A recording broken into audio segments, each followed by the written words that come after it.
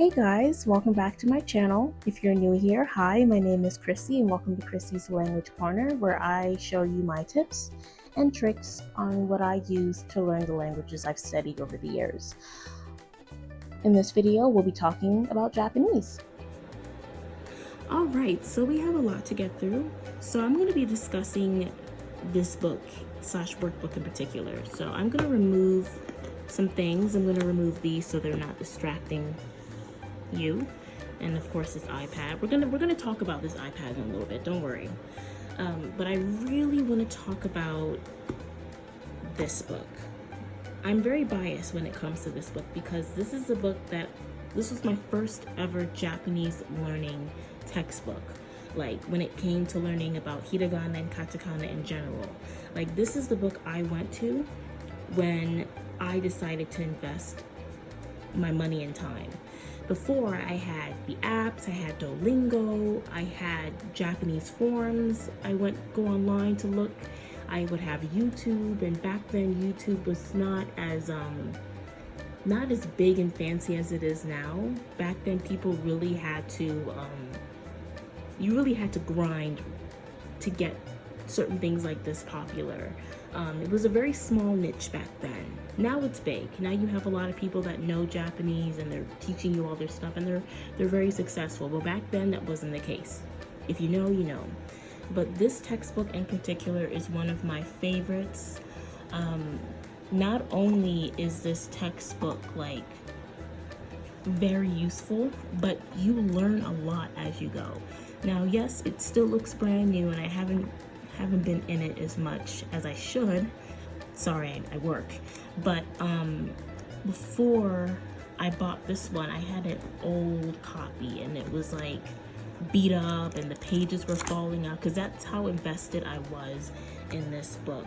So if you're looking for a copy or something physical when studying your hiragana and katakana and you would like to take it on the go, like throw it in your bag, throw it in your purse, you know, just take it on the go. This is a great book. It has so many activities, so many matching games. You're learning your hiragana, you're learning your katakana, and the back of this book, I believe you're able to use the online PDF files to get the flashcards. I guess you get more bonus writing pages. Like you get a lot for this book, and it's not even that expensive. But yeah, this is the book I use to study my hiragana and katakana. Alright, so these are the apps I use to learn my Japanese, but today we're going to discuss two apps in particular when I'm learning my hiragana, katakana, and kanji. Now, the Japanese app that I have here, you learn just about everything. You learn just about everything in general, from hiragana to katakana and a little bit of kanji. You learn your hiragana, katakana, you learn how to count in Japanese, you learn some particles, you learn just about everything on this one app. So let me click into it for you. So as you can see, you have levels 1 through 7, I believe. The first two levels are your hiragana and katakana, and the reason why I love how this is set up, it's set up into lessons so it doesn't overwhelm you. And not only that, you have a chart that you're able to learn all of your hiragana and you're able to track everything.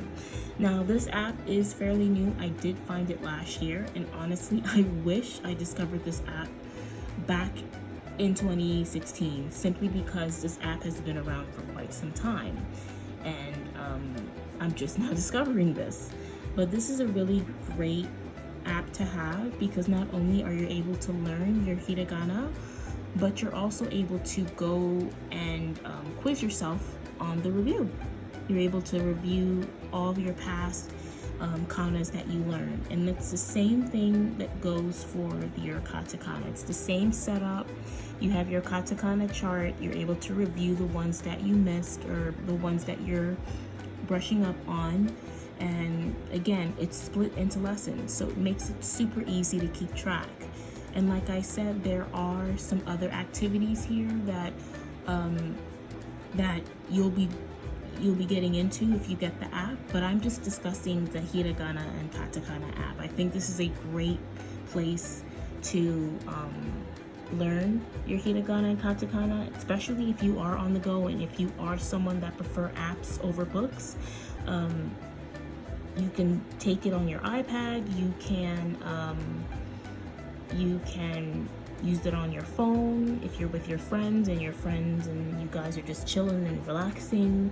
You could just pop this on and you'll be learning your kanas on the go, basically. So yeah, so let us show you an example on how this works. So I'm going to do lesson 1 again, and as you can see, it shows you how you write it. So not only does it show it to you, but it tells you like all the steps that you do, and of course you have the option of turning it off. See, so you can use your pencil, or you can use your hand. So I really like how this is set up. If you're interested in learning your kana, you're able to have these 2 apps. Now eventually I'll talk about these if you get it, but we're just focusing on hiragana and katakana. Okay, so now that we've discussed our textbook and workbook and the apps that I used, I just wanted to share a few more tips when learning your hiragana and katakana. I highly recommend you start keeping a notebook of all of your notes and all of your practices that you do when you are learning your hiragana and katakana. I have my journal here. It's a pretty big journal. It's actually pretty big.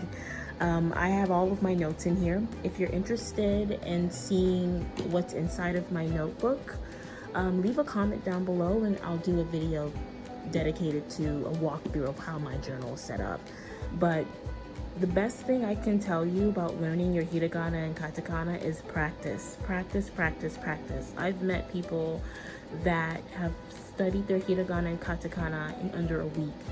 I've met people that it took them a month. Unfortunately, I was one of those people that it took a month for me to learn. But all I can say is just practice. Practice, and don't be afraid to expose yourself to some literature that's in hiragana and katakana. There are literatures out there that will only have hiragana and katakana and no kanji. They'll just have everything in hiragana and katakana for you, so you're able to expose yourself to it more.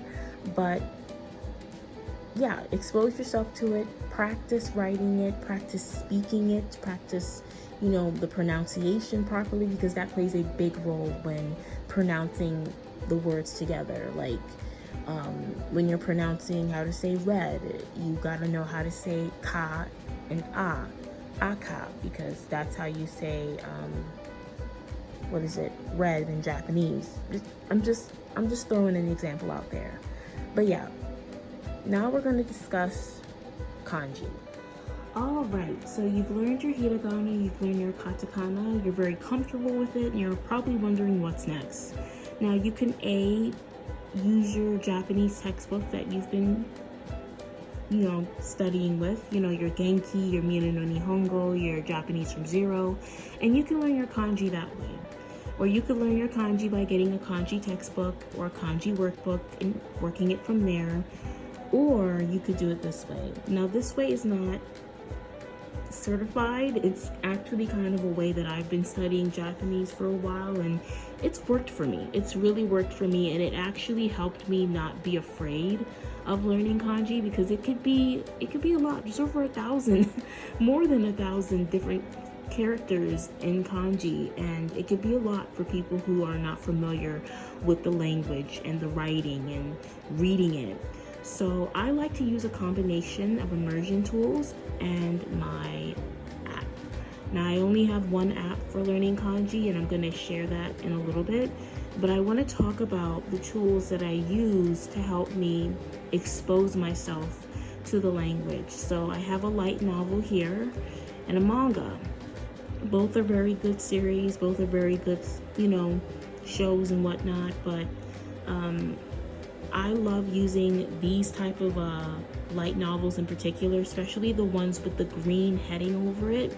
Usually when they have the green heading, outline over these books, usually they let me know that it's Furigana approved.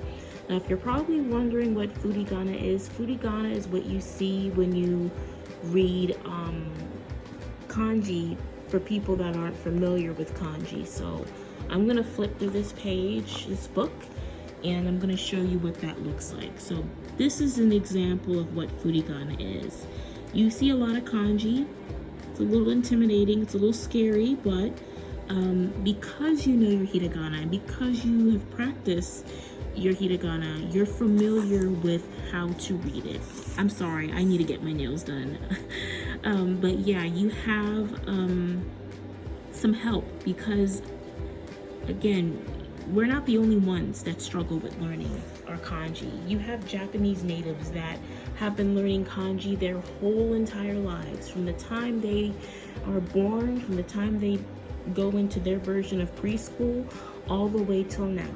So if they are having trouble with their kanji since birth, I mean, you shouldn't be intimidated by this. Like, don't worry, you're not the only one struggling with learning your kanji. Fun fact, I'm still learning kanji as I go along in this journey, but one thing about learning a language, this is a lifelong journey. Once you dedicate yourself learning somebody else's language, you're gonna always be learning something new. You're gonna always be learning different techniques and different ways on how you can master languages and stuff. And kanji is kanji is, I'm not afraid of it. I'm not afraid of it because I expose myself to the literature and stuff like manga and stuff. So here's another example. This is also another example of what Furigana looks like. As you can see, you got some hiragana next to the kanji. Yeah, so one thing I like to do when using my immersion tools, I love to keep a notebook on me, and I write all the kanji that I've been exposed to. And if you're reading light novels like this and mangas like this, you're going to see a lot of them repeat themselves sometimes, simply because of the context of the situation or the story. So you're able to get an idea of what the kanji means. This is not the certified way, but this is a way that I've learned how to use real life when learning kanji, instead of going online and going to WaniKani and downloading courses and buying textbooks. Like, I used to do all of that, and it used to just overwhelm me, and it literally used to be a boring thing for me. I used to be bored when learning kanji, but now that I've used my immersion tools, it's perfect. So now we're going to get into the app that I use to learn kanji on a deeper level. Alright, we are back on the iPad once again. Now, I will eventually create a video on how I use these 8 apps to help me study Japanese in general, but today we're only focusing on 2, and that is the Japanese app and the kanji app. Now, since we're talking about kanji, we've discussed the outside resources of kanji, meaning we don't use a textbook, we don't use it, we kind of just freestyle it, we use our immersion tools. But of course, you're gonna have to find a way to have some structure. Kanji is about structure. It's about stroke movements and stroke patterns when you're trying to write kanji. And it does make a big difference when you are writing your kanji. It will affect how you view it. Now, people, when they learn their kanjis, they definitely learn it for basic reasons, like reading the bus stations and the streets and whatnot, and that's okay, that's great. But if you are learning to get a little more deeper in your experience when learning your kanji, especially if you are learning for the JLPT, this is a great app for that. Now, if you're probably wondering, what is JLPT? JLPT stands for Japanese Language Proficiency Test. A lot of people that are trying to get like visas to live in Japan, like for educational purposes, they tend to use the JLPT system to help them learn their kanji so that they can practice whatever they're doing in Japan. Like if you're trying to be a teacher, like an English teacher or something, or if you're working in tech, or if you're working in business, like I think you're supposed to have a proficiency of N1 in order to be like okay when learning Japanese or reading kanji in general. But the one thing I like to use this app for is definitely there's levels. There's levels to it, and it's organized. When I was learning when I was learning kanji on websites like Wanikani, and I had the textbook, it was great. It was great for the first couple of weeks, but then I became overwhelmed with how the setup was. With this one, this app is fairly new, so when I click it, you're gonna see there's not a lot going on here, but I promise you, I'm gonna get on it. I was recommended by one of my friends to use this app because of how organized it is. Again, it's from the same creator. It is from the same creator as the person who made the Japanese app. When I was discussing my kanas, when I was discussing learning hiragana and katakana, it's the same setup, same exact setup.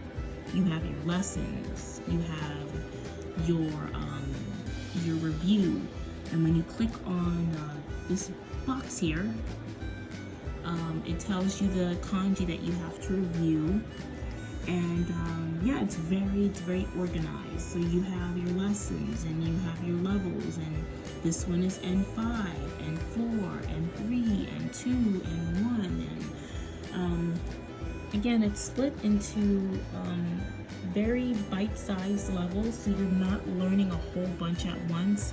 And when you are